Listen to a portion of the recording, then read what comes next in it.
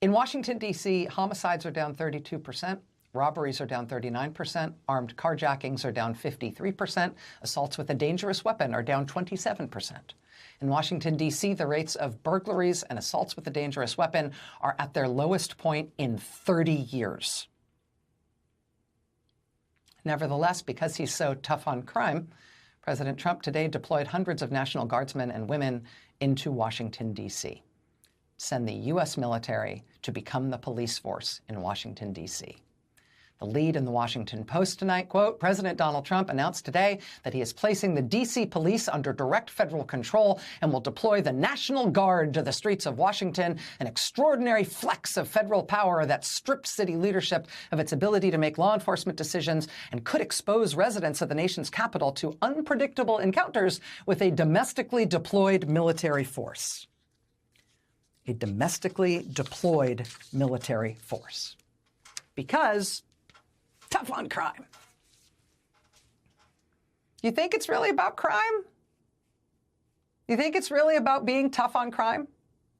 Do you want to maybe track down the axe and machete triple murderer Trump just released to the streets of Orlando to go ask him if he thinks it's about being tough on crime?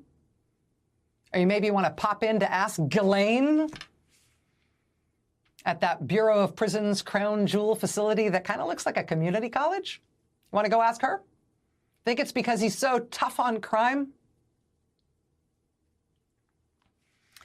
That said, I mean, let's be generous here. Maybe it's not really just a generic tough on crime thing. Maybe it's specifically because it's D.C., which is the seat of the U.S. federal government. So even for a city enjoying a 30-year low in violent crime, maybe that's still just an intolerable amount of crime, specifically because it's D.C., and D.C. is where the federal government is, and maybe he's just really sensitive about protecting the federal government. Maybe he's really sensitive and really focused when it comes to protecting the seat of the federal government from any kind of crime. January 6th, no, forget about that. He's just sensitive about it now. Maybe that's it. Well, let's see. Today's Monday. On Friday, this happened. A sustained violent attack on the headquarters of the federal government Centers for Disease Control and Prevention. See all those little pockmarks, those little holes? Those are bullet holes in the CDC.